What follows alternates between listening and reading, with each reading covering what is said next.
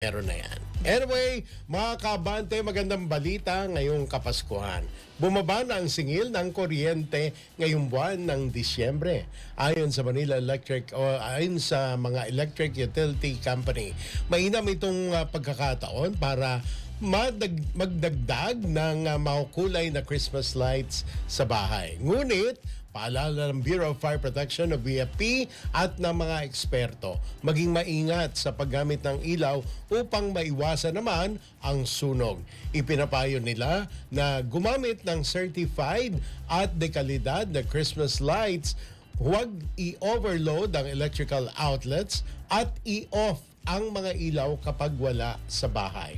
Tiyakin na malayo ang mga ilaw sa madaling masunog na materyales tulad ng tela at papel. Sa ganitong paraan, mag-i-enjoy ang pamilya ang festive lights ng ligtas at tipid sa kuryente. Ang mababang singil at tamang pag-iingat ay nagdadala na mas masayang pagdiriwang ngayong Kapaskuhan. At para ipabatid sa atin ang magandang balitang yan, makakapanayam natin ngayong umaga ang Public Relations Head ng Meralco, si Ms. Claire Feliciano. Hi Ma'am Claire, good morning. Welcome po sa FYI. Good morning dito po sa Abante. Good morning, Sir Benji. Good morning, Miss Raya. At sa lahat po nang nakasubaybay sa atin ngayong umaga.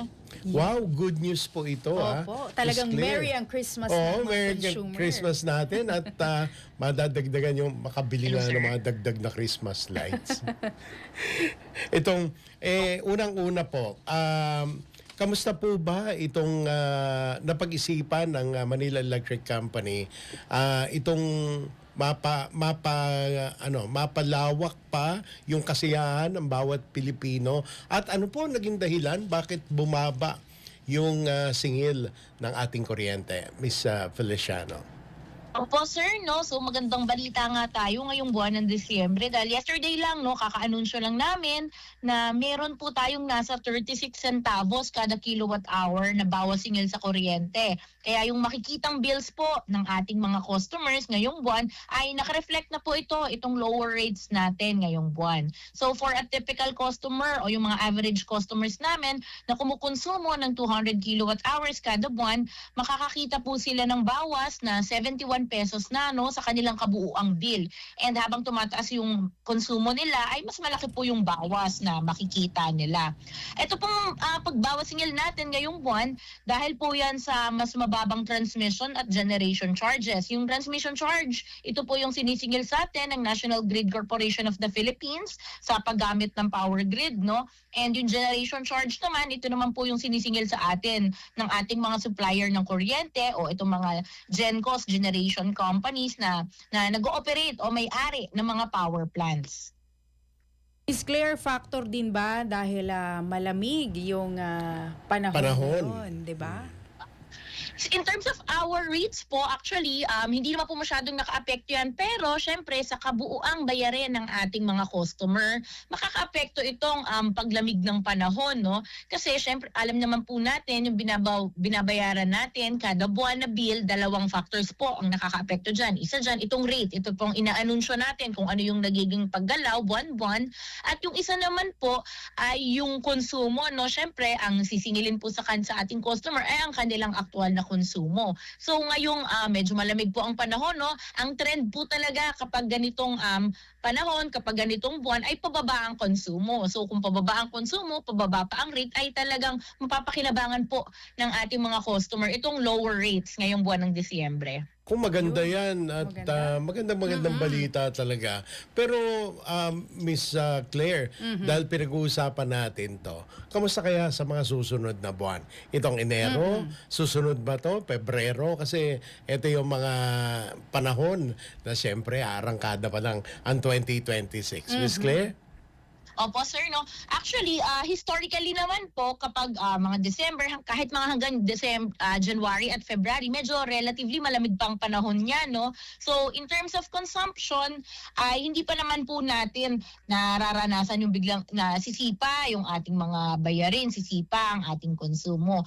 Usually po talaga, yung pagsipa, nangyayari yan kapag panahon ng tag-init na kapag summer months na tinatawag natin. So usually yan, nagsa-start mga March, tapos nagtatagal yan hanggang mga June. Pero yung peak po niyan, mga April, May, yan po talaga yung nakikita natin based sa ating data, historical data, na kapag ganyang buwan, medyo mataas talaga ang konsumo and at the same time, tumataas din po ang rates. Kasi yung demand po, nakaka-apekto naman po yan dun sa presyohan ng kuryente, dun sa tinatawag nating wholesale electricity spot market, kung saan nagtitrade ng electricity, no? So, usually that time po yung nakikita natin yung pagtaas. But as of now, wala pa naman tayo nakikitang any factor na maaaring mag-drive pataas ng rates, for instance, for January and February. But makakaasa po kayo, no, na kung merong developments or kung meron tayong nakikita, ay i-anunsyo naman natin yan kaagad. Naku, maganda yun.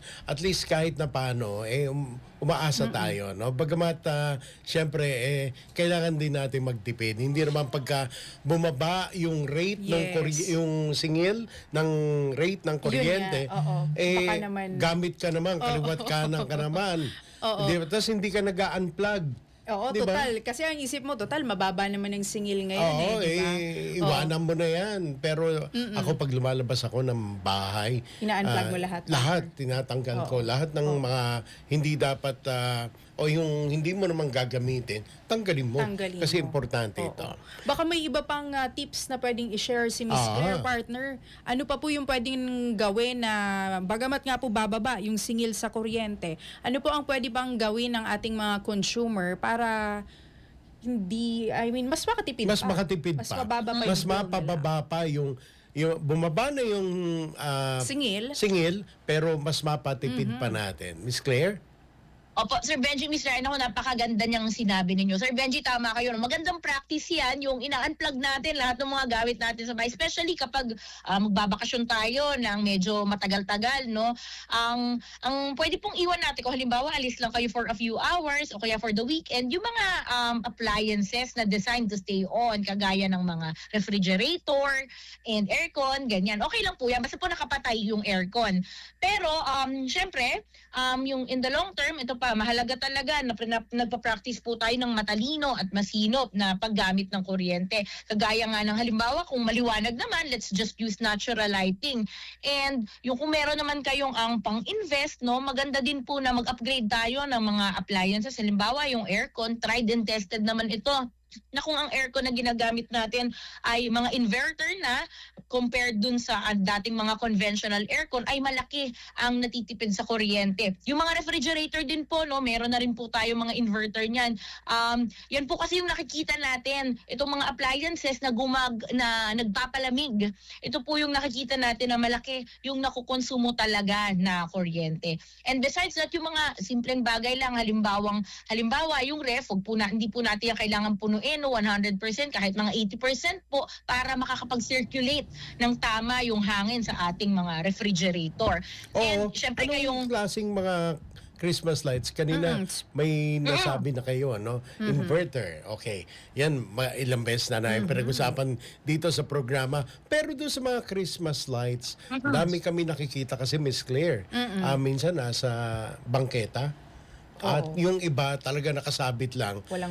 Walang hindi natin alam kung talagang maayos ba to. Go ahead. Tama kayo, sir. Actually, I think kasama namin ang pamahalaan ng BFP sa pagpapaalala, meron po mga quality control markings itong mga Christmas lights na binibili natin. Naku, kung nakikita niyo wala, wag na po nating i-risk yan, no? Kahit mura, baka mapahamak pa tayo. Importanteng i-check natin ang quality control markings kasi ibig sabihin na inspection po yan, no, ng DTI. So kapag ganyan po, sure tayo, ligtas naman yung gagamitin nating Christmas lights. So, napakahalaga nito dahil karamihan sa ginagamit nating pandekorasyon talaga kapag ganitong panahon ay itong mga Christmas lights. And syempre, kahit safe ang Christmas lights, napaka-importante na kung halimbawang aalis kayo sa bahay ng medyo matagal, no, yung mga magbabakasyon sa mga malalayong lugar, ay tanggalin natin sa saksakan yung mga Christmas lights. Pati na rin yung mga ibang, syempre, yung mga appliances din. And yun din, pati rin po yung paggamit actually ng Christmas lights. Check natin kasi di ba hindi naman po tayo nagpapalit ng Christmas lights every year.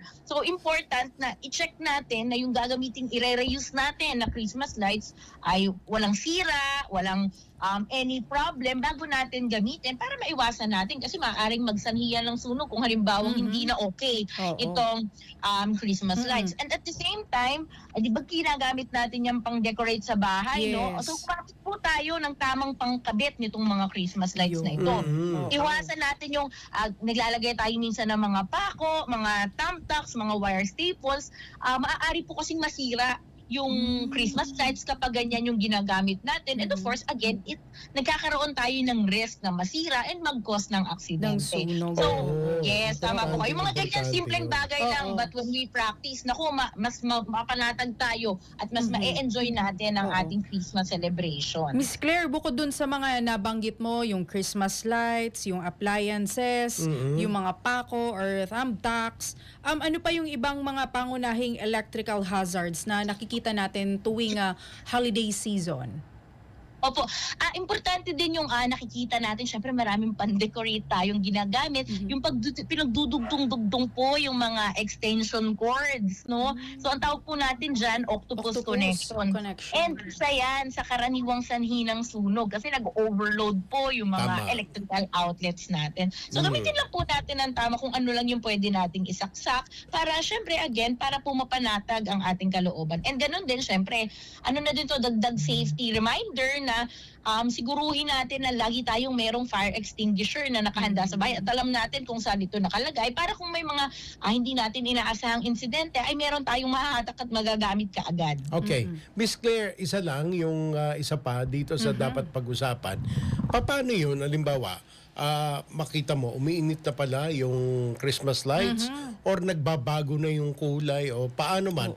Kumbaga may mga pagbabago. Paano bang mga gagawin dito, Tsaka, Miss Claire? Miss Claire, dapat ba okay lang ba 24 hours na naka-switch yung Christmas lights at iba pang Christmas decor na pailaw? Miss Claire?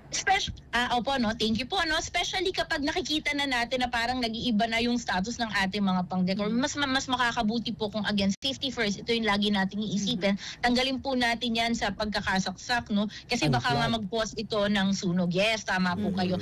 And yun nga, kung maaari ang aming payo talaga, dahil hindi naman natin masasabi no, kung ano yung talagang pwedeng mangyari, pero just to avoid the accident, kung matutulog na tayo, sobrang late naman na, no? Kung maaari, tanggalin na natin itong mga Christmas lights. So, bagamat meron talaga mga nag-iiwan, gusto nila merong mga ilaw na iniiwan, mas makakabuti po para sa ating kaligtasan na kung gabi na, matutulog naman na tayo, ay kung i-unplug na natin itong mga pang-decorate na ito. Kasi usually din, di ba, yung mga Christmas lights, nilalagay po natin, hindi lang naman Christmas lights, no? Nakadikit pa sa ibang mga pang-decorate, maaaring mapadikit sa mga papel, sa mga tela. Hindi natin alam na kung biglang sobrang init na niyan, mag-cause pa yan ng sunog. So talagang yung mga simpleng okay naman, enjoy na natin the whole night bago matulog, patayin na lang natin. And especially kapag aalis, make sure naka-unplug itong mga gamit na ito, itong mga decorations na ito. Maliban doon yung mga ventilador, pagka wala nang gumagamit, i-unplug na o tanggalin. Ano? Charger. Yun na nga, yung matutulog ka. Pagkatapos, Miss Claire, iniiwan lamang yung naka-charge yung cellphone. Isa rin ito, no, Miss Claire? Yes, tama kayo, sir. Kaya ang payo din namin, lahat po ng appliances na hindi natin ginagamit, bukod dun sa, kasi hindi natin masisiguro, no, na kapag wala nga nakasaksak, pero maaaring kumukonsumo pa rin yan ng kuryente kahit hindi natin ginagamit. Dahil nakasaksak pa din siya dun sa ating outlet, no. Tama. Makakabuti na tanggalin yan para maiwasan yung tinatawag nga natin na phantom load o yung kumukonsumo pa rin siya ng kuryente. And of course, again, ang pinakamahalaga dito, safety. Para makampante tayo na wala tayong naiwan, walang maaaring mag-cause ng sunog sa ating bahay. At saka kung medyo matagal po, kung merong syempre ngayon may marami tayong mga long weekends. Kung mga 1 week, 2 weeks, pwede po nating patayin din mismo yung main circuit breaker natin sa ating mga tahanan for added parang mapanatag ang ating kalooban na walang maaaring aksidente o sunog na mangyayari sa ating mga tahanan. Usually, pagka air conditioning, ano ba, mga air condition, iwan mo lang yan na nakasaksak. Okay lang yun. Yung tanungin natin. Miss Claire, okay ba yun? Naka-plug, pero patay naman yung mga aircon. Yes. So meron po tayo talagang mga appliances na designed naman to stay na nakasaksak. Yan kagaya nga po yan ng air conditioning units at saka ng mga refrigerator. Yan, Kasi po kung ang gagawin natin, kada labas natin, tatanggalin natin, tapos kada balik natin sa bahay, ibabalik natin, mas magiging malakas yan sa konsumo sa kuryente. Because these yun appliances pala. po, meron po yung compressor, no? So meron yung yung machine niya para palamigin yung kwarto o kaya yung ref para palamigin yung loob ng refrigerator. Yun yung pinakagumagamit ng kuryente. So kung on-off, kung saksak, papalamigin na naman natin, tapos tatanggalin natin every time, mas magastos yan o mas malaki yung nakukonsumo niyan sa kuryente. But again, if it's a long time po kay na pag-alis ninyo sa bahay, kung talagang long vacation ito, safe naman po, okay lang po, natanggalin na lang natin ito sa pagkakasaksak. Pero yung mga weekends, hindi naman na po kailangan. Pero Okay. habang nakasaksak po ba yung aircon? Gumagana?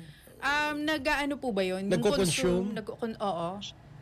Hindi naman po, no? Yung aircon po kasi, kailangan pong i-on yan. Tapos yung pagpapalamig po kasi yung machine niya talaga, yun talaga yung pag gumagana yun, dun siya kumukonsumo talaga ng kuryente. Kaya nga ang advice namin sa aircon, kapag i-switch on po natin, para hindi masyadong malakas again sa pagkonsumo ng kuryente, yung i-set po muna natin sa pinaka-comfortable level. Yung usually ito 25 degrees yan. Kasi meron tayong practice na pag nag-on tayo ng aircon, 16 kaagad. Or ganyan. Para sobrang, para malamig. So kapag ganun po, yung machine nagdo-double time po siya. Ibig sabihin, mas marami siyang kinukonsumong kuryente para mas mapalamig kaagad yung kwarto. So, mas maganda, kung yung optimum level lang, 25 degrees, it will just take a little bit of time, pero lalamig naman din po yung kwarto. No? So para kapag ganyan, mas efficient po yung paggamit natin ng aircon. Ako, pagka in-open ko yung aircon ko, fan. Fan. Then, pag sinet ko na, Parang nagwa-warm up nilipat yung ko na, makina. 25 pa rin. 25. After 5 minutes, doon pa lang ako magpapalit ng temperature. Pero Miss Claire, ito may mga makabago na kasing mga design ng mga aircon at refrigerators. No? Unang-una, sa pamagitan ng paghawak ng cellphone, mariregulate mo na o mabubuksan mo na.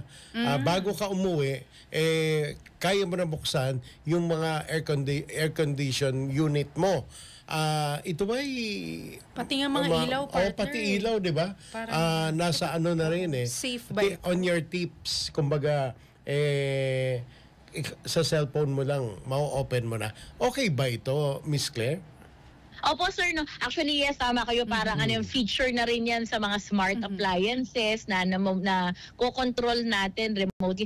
Yes, safe man po itong mga ito. Usually po, yung mga nakikita nyo na mga appliances na binebenta po sa mga appliance center, yan po ay mga na-test naman. Wala naman po mga added parameters. Pero syempre, meron talaga mga tao gusto nila. Pagdating nila ng bahay, malamig na. Nakokontrol natin. Same pa rin naman po, syempre, kung hindi ginagamit at medyo matagal ka pa naman, tansyahin lang po natin para hindi masayang yung kuryente. Understandable naman po, especially kapag summer yan, usually gusto nyo pagpasok pa lang ng bahay, malamig na, no? So yung mga ganyan po, meron naman pong mga tests na ginagawa tungkol dyan before they go to the market, no?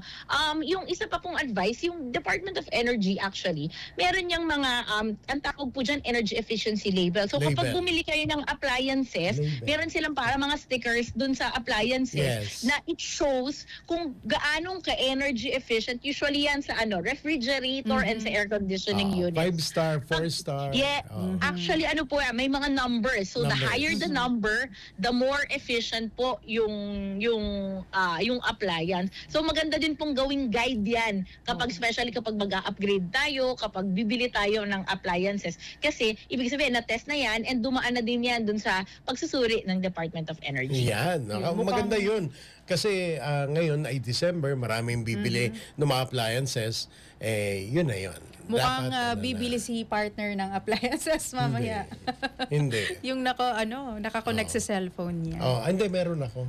Sabi na nga ba Yung ventilador ko, kinukunik ko sa cellphone ko. Iba. Alam mo, paano yung ventilador? Hinihila ko kasama yung cellphone ko. Anyway, Miss Claire, napakaganda marami po kaming natutunan. napulot na bagong impormasyon. Diba? Lalo na yung mga tips ngayong holiday season. Baka meron ka pang nais na ihatid na mensahe na hindi pa namin naitanong. Narito na yung pagkakataon, Miss Felicia. Opo. Salamat, Sir Benji, Miss Raya. Kami naman po sa Meralco, no, nakaantabay kami 24/7. Kahit itong holiday season, makakaasa po kayo na nandito kami para tumugon sa mga alalahanin ninyo sa serbisyo sa kuryente. Maaari nyo po kaming ma-reach sa aming social media channel, sa Facebook at saka sa X, yung dating Twitter. Or maaari din po kayong tumawag sa aming 24/7 hotline na 16211. And bukas pa din po ang ating mga business centers. Punta lang po kayo sa pinakamalapit na business centers kung meron kayong gustong makausap na customer care representative. Yan, nako. Maraming salamat, Miss Claire Feliciano. Meralco. Thank you so much din po. Yes. Maraming salamat. Good morning po. Good morning. Ayan po, napakinggan natin mga kabante si Miss Claire Feliciano, Meralco.